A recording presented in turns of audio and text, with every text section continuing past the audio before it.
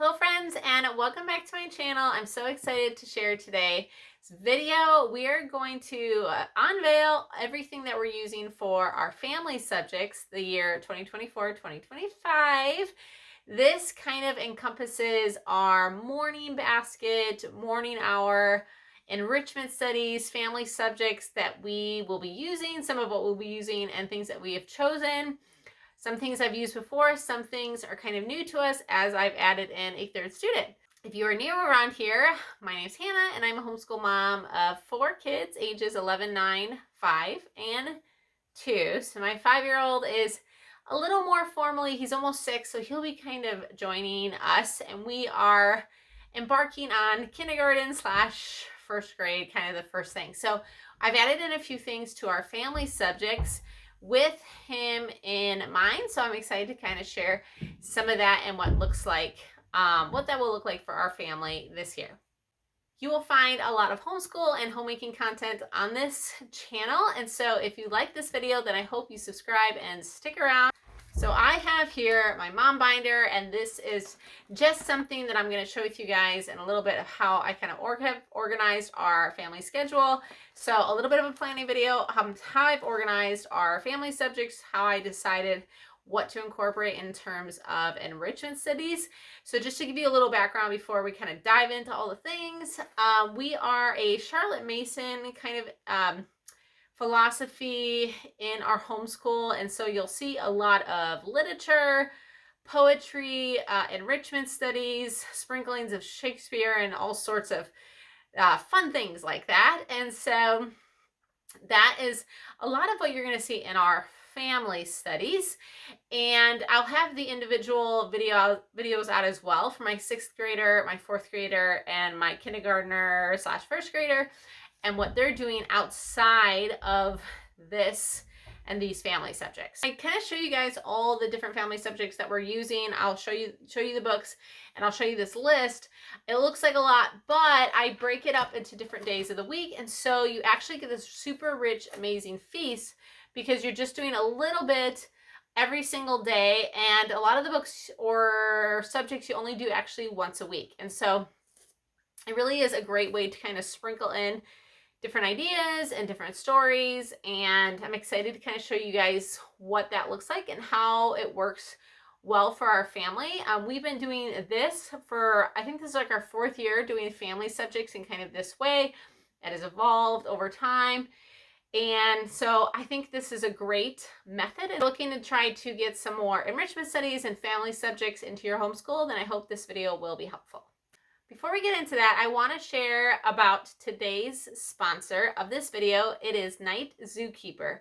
Night Zookeeper is a fantastic, fun, award-winning language arts program that helps kids learn their language arts skills, but in a fun and interactive way. So I'm going to share a little bit of how our family has been enjoying Night Zookeeper these last few months, and share with you some of our favorite things about their program. Every kid likes to have a little bit of game time, and so that is why I love that Night Zookeeper transforms learning into a game. It really just allows language arts to be an exciting and fun time for the kids.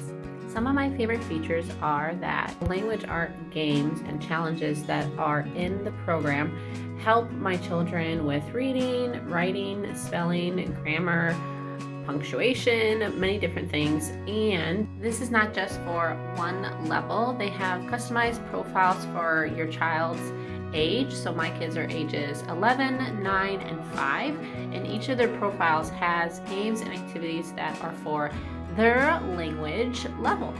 Another great feature of the program is it really encourages creativity, because your child will get to create their own characters in the zoo and write their own stories about each of their characters. And then they actually have tutors in the program that will provide your child feedback for their language, for their ideas. They're really just positive and helpful, and my oldest really loves this feature of the program because she is a creative writer and just loves to make believe and build characters. It also encourages child-led learning, which is a nice change from our typical homeschool routine, so they get to choose the games, the activities that they want to play and work on. And what I have found is it becomes a family effort. And so when one of the kids is taking their turn playing zookeeper, they tend to all congregate together and watch and actually learn together.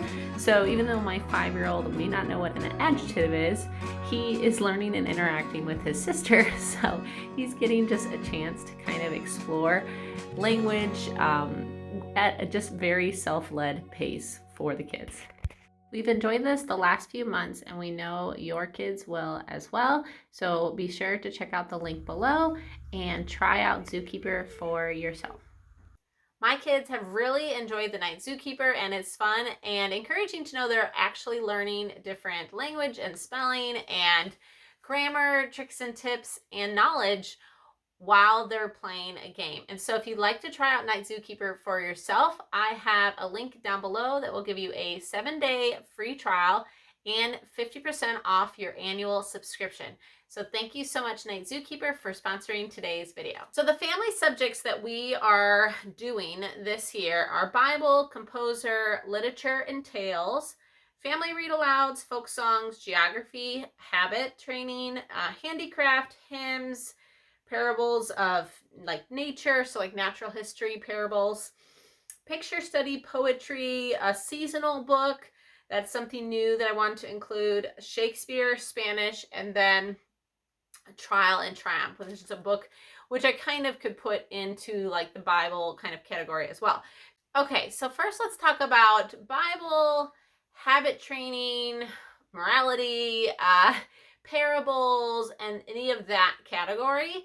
Let's talk about what we're using with that. Now, our family, like I said, follows Charlotte Mason method.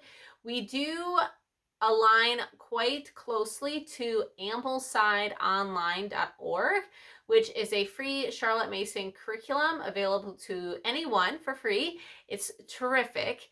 However, because we're a family of 4, this year we're expecting number 5, so we're a growing family, and therefore it is very difficult for me to do Ambleside as a purist and do each year exactly as written for my students. And so a lot of the recommended readings, or I would say at least half of the recommended readings, especially for the first 4 years, I incorporate together as a family. And that allows us to kind of kill 2 birds with 1 stone, since I have to read aloud to my middle 2 students these books. And so this is just a really helpful way. It also allows us to still have that morning family hour together so that our whole school is not independent. So if you're familiar with Ambleside, then you might recognize some of these books, and you'll see kind of how instead of them doing them individually, we do them as a family. And if you're not, these are amazing books. So even if you don't follow Ambleside or Charlotte Mason, but you're just looking to add books to your morning time or your family subjects, these books are, a couple of these we've been using for a few years now and really love them. I think that they have proven the test of time, and they're terrifically written books. So great resources. So for our like nature moral story, we're doing the Parables of Nature, which is for almost every single year of the younger years in Ambleside. We will be reading 3 stories in here as a family over the course of each term. So this, we've already gotten through about half of this book. So I suspect we'll probably maybe finish it, or we'll do it again next year and then just kind of circle back. So these are a story in nature, but kind of like a more advanced version of like an Aesop fable. It just gives you kind of like a moral to the story, but something that you're not going to explain to the kids, just that they can, you know, just pick up for themselves. So we really enjoy these, but they are very lengthy. So I split them up as much as I need to. I will not read this book for more than like 7 to 10 minutes. But this is Parables of Nature. This is from Living Book Press, which you'll see a lot of my books are from Living Book Press. Okay, so the next one is Martyrs and Heroes of Church History. And so this is Trial and Triumph. This book, we have gotten through about a third of it, and we started, I think, just over a year, 2 years ago. So this is the stories of, great men and women in our church history. This is also assigned readings based on history cycles for each child individually. However, we read this as a family. We'll be reading 3 lives this term out loud as a family. We plan to do that the next 2 terms as well. So they'll get a total of 9 lives, which is about a quarter of the book. So this has been really good. I find these readings do not need to be split up. You can read the whole life of one of our martyrs in one sitting, and then the kids just take turns narrating as a group. And then for habit training, we use Simply Charlotte Mason. I have a whole video on the Simply Charlotte Mason curriculum. It's really fantastic for family style learning. I'll link that down below.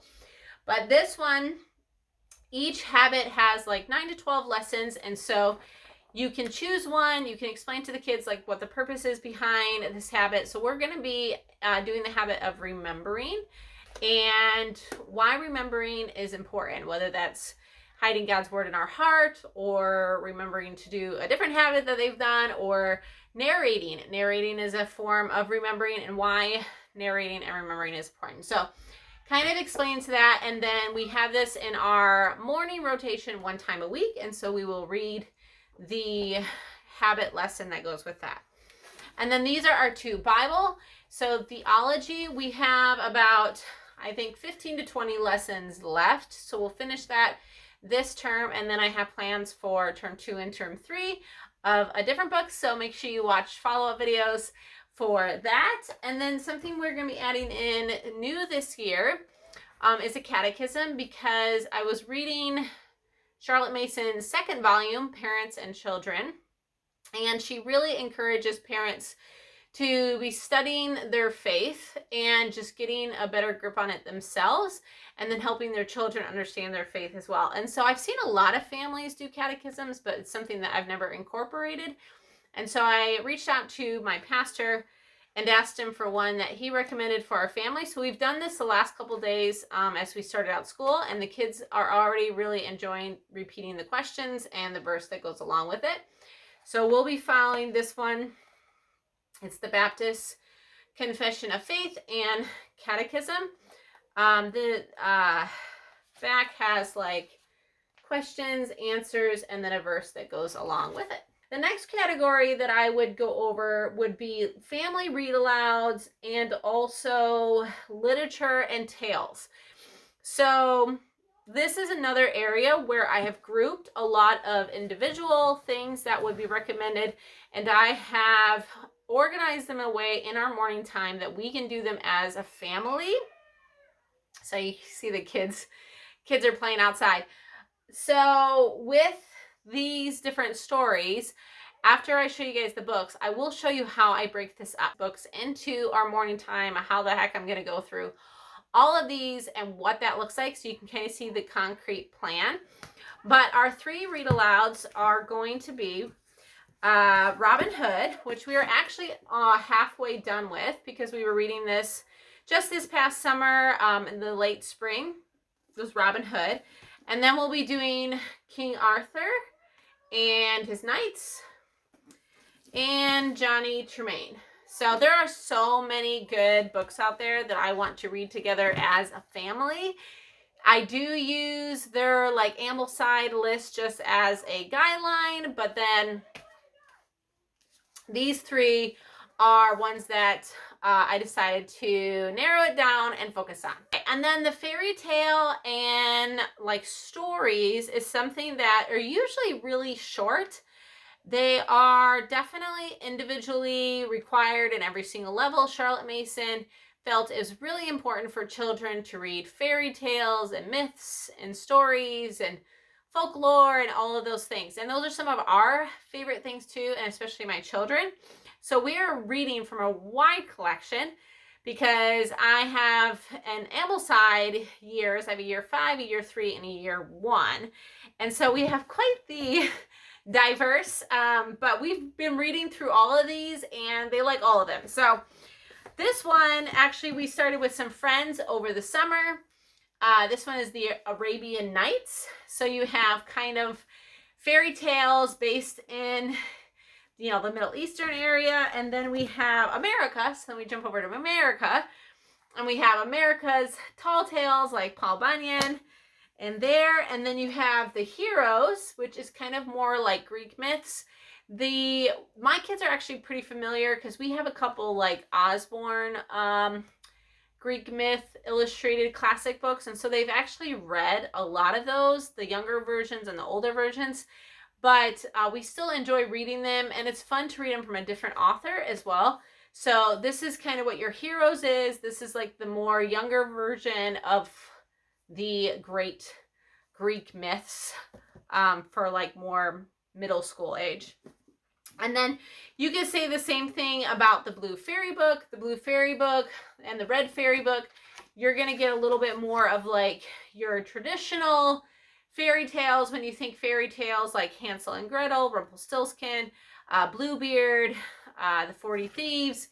So these are more of a compilation of all different fairy tales.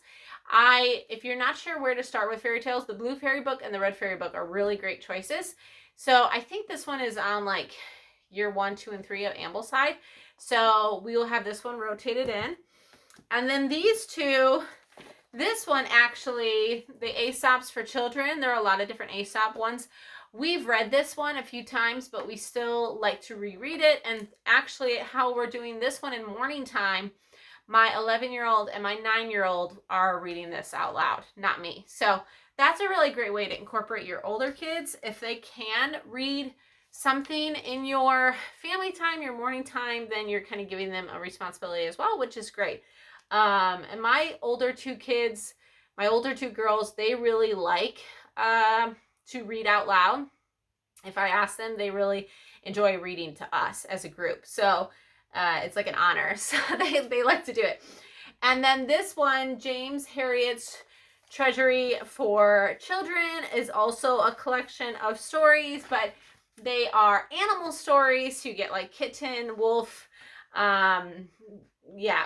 Mark a Square Dog, cat, and the little lost lamb. So really cute stories, but not too young where the older kids cannot enjoy these as a family as well. So that's everything when it comes to literature, folktale, fairy tale, and just kind of encompassing that rotation into our family. And whenever we're doing these type of stories in our family subjects, just to clarify for Charlotte Mason purposes, narration, they just take turns narrating. So like one will start and then one will pick up where that one left off, and they'll just kind of take turns narrating. Not like with their individual subjects where they will narrate just obviously them alone. So that's just a nice kind of community way to work on narration, recall, and memory, I think, together. And then you also get to see each other's like things that stood out to them as well, which are usually very different. So that's a fun way to do that too. Then in terms of family subjects, we've been doing this for a couple years and really have enjoyed incorporating a composer study, an artist study, and a poet study. And so just choosing 3 of those each, one of each per term. And so I'm going to kind of share with you what we're doing this term. And for our picture study, we're doing a Titian, and I have a whole bunch of these, and we'll choose 2 more that we haven't done yet for term 2 and term 3. I just grabbed one to show you guys. These are beautiful, wonderful picture studies from the Simply Charlotte Mason. I've shared them before. And so we will read the biography, the mini biography that's in here, and then we will look at each picture 1 per week, and then we'll just hang them up in our schoolroom as the term goes on. And sometimes I can also find supplemental books at the library for the specific artist. So I definitely encourage you to do that, because almost every artist that we have done, I have found supplement library books, or even sometimes like biographies or children's biographies. So always check your local library, because those are things that I don't necessarily want to clutter my shelves with, but they are nice to loan for a few weeks and enrich your study. Our composer study, I'm actually going to be doing the Ambleside. I did Ambleside's composer studies all last year. There is a Facebook group for the Ambleside people, or open really to anyone in the public.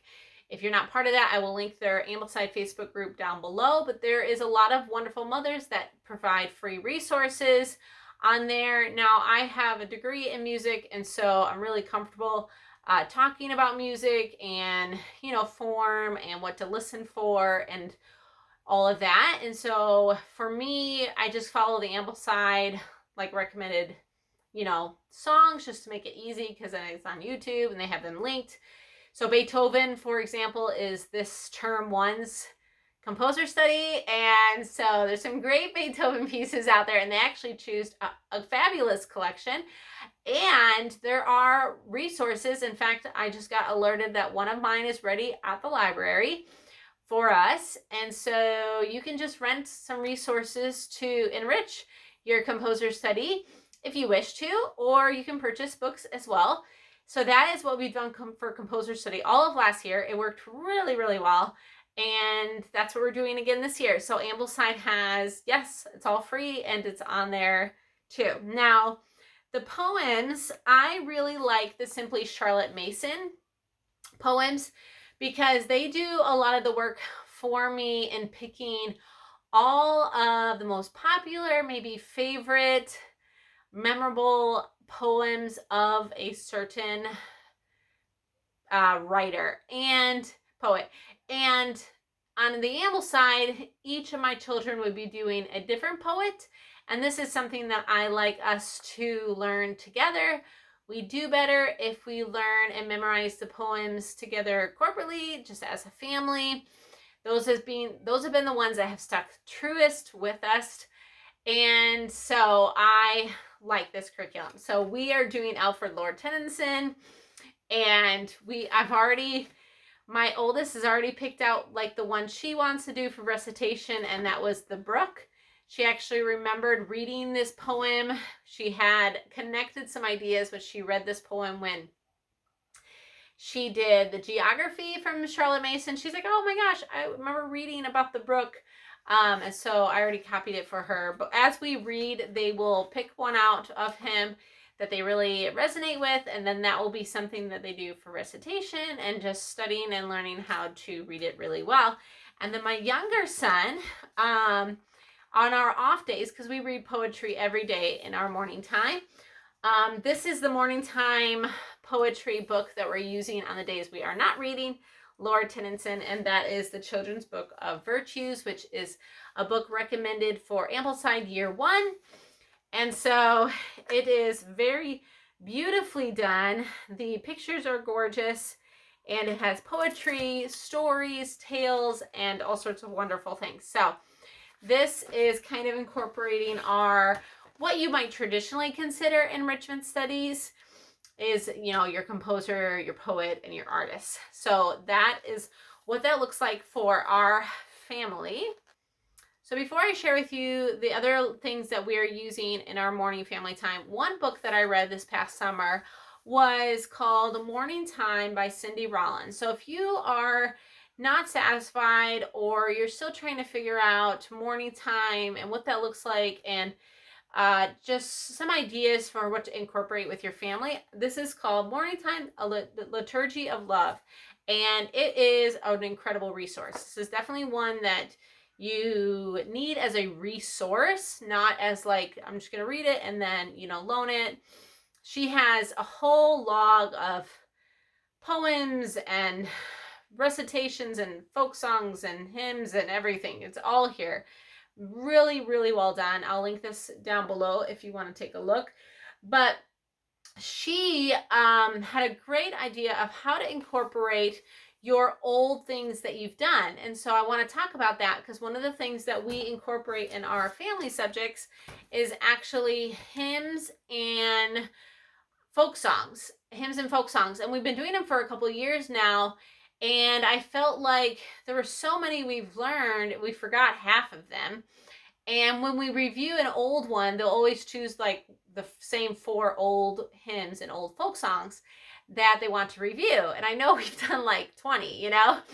So she had a really good way of kind of rotating them in. And so I organized our morning time folders to incorporate a clearer review of the previous folk songs, hymns, recitation, poems, and things that we've read, so that we can recall them and keep them in memory for a longer time. So I'll show you kind of what that looks like. So this is a great book, and it really helped me kind of solidify and also just affirm that what we have been doing and involving the last couple years is definitely something that is worth my time and commitment and dedication to spend that hour with the kids, even when I feel like if the rest of the days falls apart, at least we got that morning hour together, and that's kind of the idea behind it. We also will do like the folk songs and hymns. That was what I mentioned.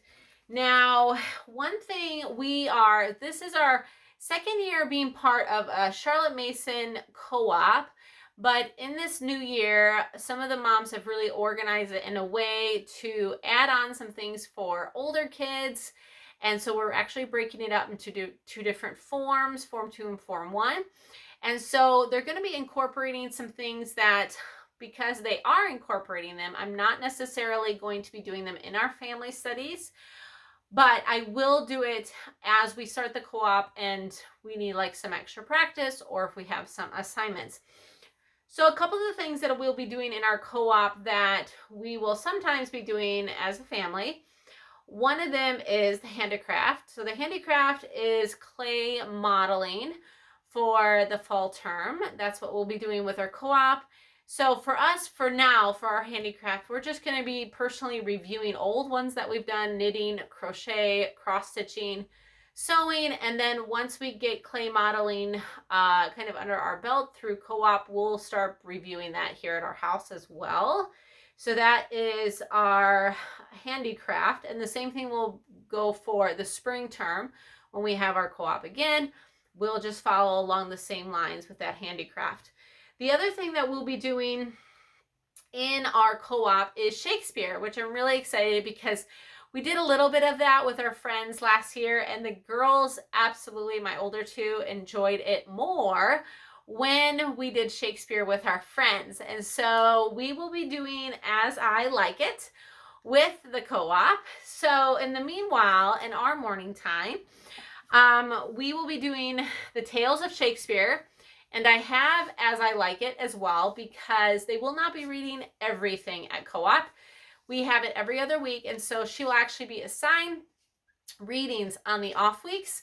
So with my older two, we'll continue to read through the whole As I Like It play, but we're actually reading right now As I Like It and Tales of Shakespeare. And then we're going to continue familiarizing ourselves with a couple more of the Shakespeare plays that we have not yet read, just so my older two have the kind of like framework of the plays that they don't know yet. And then my son will start to get familiar with them even in his young age. So this is how we'll be incorporating Shakespeare. We loved Shakespeare, and I definitely think it's something that my girls are going to enjoy for many more years to come. Geography is something that we also do as a family. Now, we follow the Ambleside recommended readings. I have them all written down for year 5, year 3, and year 1. Now, some of them, obviously, my year 5 student has already done. And so even today, we had a geography lesson, which my older two girls pretty much knew everything. But it's good for us to review. So I felt like we're just going to do this as a family anyways, even if some of the lessons are only for my 5-year-old, that's okay.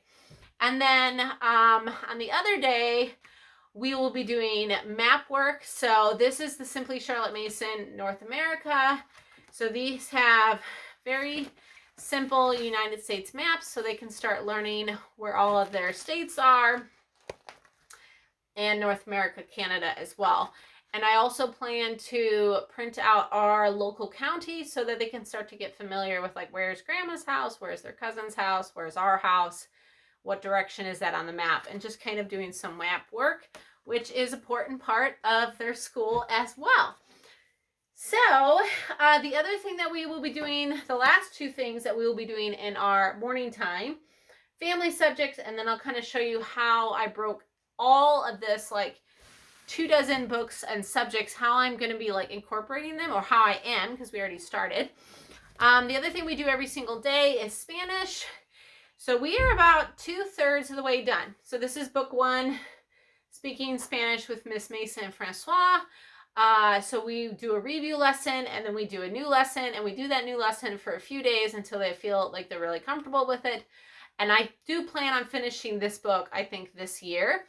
My oldest, I will talk about her individual subjects, but she will be starting Latin this year, and I'm really hoping, we just did one lesson, and she already noticed that some of the Spanish, because we were looking at, you know, the relationship in the different languages, and I think that Latin will help her see the correlation with Spanish and English. And then if she decides, you know, in high school she wants to do French or something like that, she'll see how they're all so very, very similar. So we'll see how that all plays out. And then one thing I wanted to add into our morning time rotation was a seasonal book, because if you saw my library haul a couple months ago, we collected and found so many wonderful, beautiful picture books. And I already had a wonderful collection of beautiful picture books as well. But sometimes we just don't get around to reading them outside of school, especially on these warm, wonderful, warm, beautiful days. And so I want to just keep these picture books alive. And this is also a great way for my oldest daughter to read to us as a family. And so she read this one to us a couple days ago and really enjoyed that. So this is just an example. I have collected a whole bunch of books for the term that are like, you know, summer, harvest, fall, Thanksgiving, like that kind of vibe.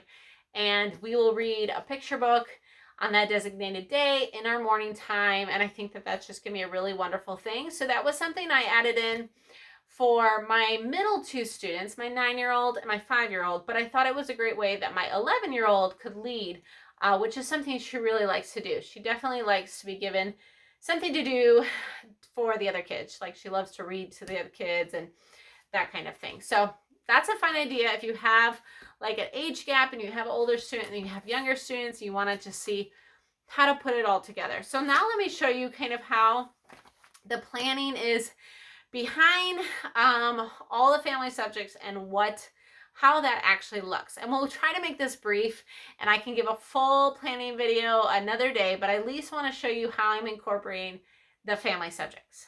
Okay, so each of us got a 3-ring binder this year. We upgraded from the folder. I'm just going to kind of show you, actually this is our co-op schedule, but just kind of show you our new timetable, and I will do a planning video on this soon in the future. But this morning routine, and then here's our morning basket. So this is kind of what this whole video was about, is this hour together here as a family. And that's Monday, Tuesday, Thursday, Friday. On some Wednesdays we'll have co-op. Otherwise we'll still do the morning hour together. And then this is how everything is getting looped in. So you saw all of those books, which I have listed here, because this is kind of like my guideline of like which book am I on, so that I can kind of keep the rotation going in our book. So I have all the books written down here, so that each morning I just pull out what I need from my basket or from our shelf. And so here, like this is day 1. Some things we'll do, you know, each day. Day 1, habit reading, composer study, a seasonal book, that's the picture book, an old hymn, and then a read aloud. This is a review, this is the memory passage we're working on. So they'll be doing, come September, the memory passage will be the same for each of them at our church. And then theology, Spanish, these are every single day. Day 2, this is the second thing we'll do. We have, so these blue should actually be here for us. But it's Shakespeare, new folk song, a literature tale, the old folk song, and then because this to me is a story, I will not do our read aloud. I am already modified that when I was looking through this, because this is usually like a 15-minute reading.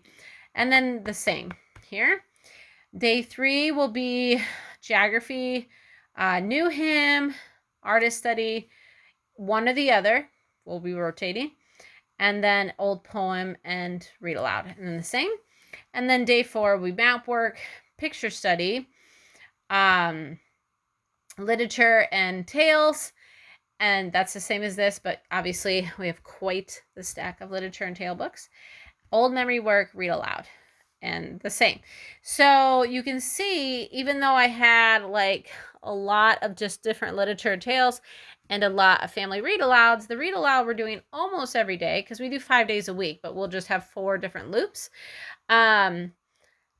These, we probably will get through them this year, all 3 of them. We'll see. But this is a good 15-minute of our hour. And then the literature and the tales, some of them are really short, like some of the year 1 ones are pretty short, like this one, the Harriet's Treasure, and then Aesop's is short. I would say these ones are about 2-day reading, and the Arabian Night is short. So those are not too bad. And like I was telling you, these ones will just keep going. Like they'll just continue on through the years, right? It's not really subject to like just this year. So there's no pressure to like complete these fairy tales because we're just going to keep reading them as a family and add on new ones. So that is kind of how I incorporate, because this is a lot of different books.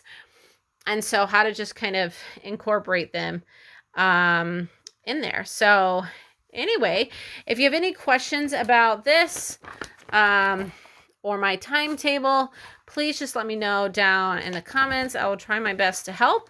And then in my folder here, this is where we have our newest hymn and newest folk song, and then our current poem that we're memorizing, which I mentioned was The Brook. And then back here I have, this is what I wanted to do after reading Morning Time by Cindy Rollins.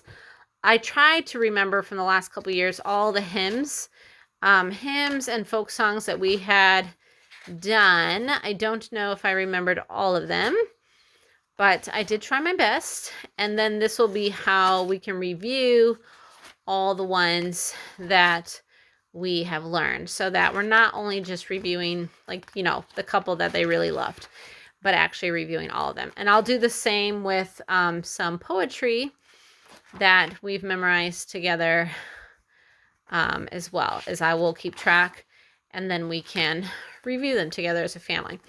So that is my folder. Probably make a picture at some point, but this is the main thing. So I'll share more in a planning video, but if you have any questions, then just leave them down below.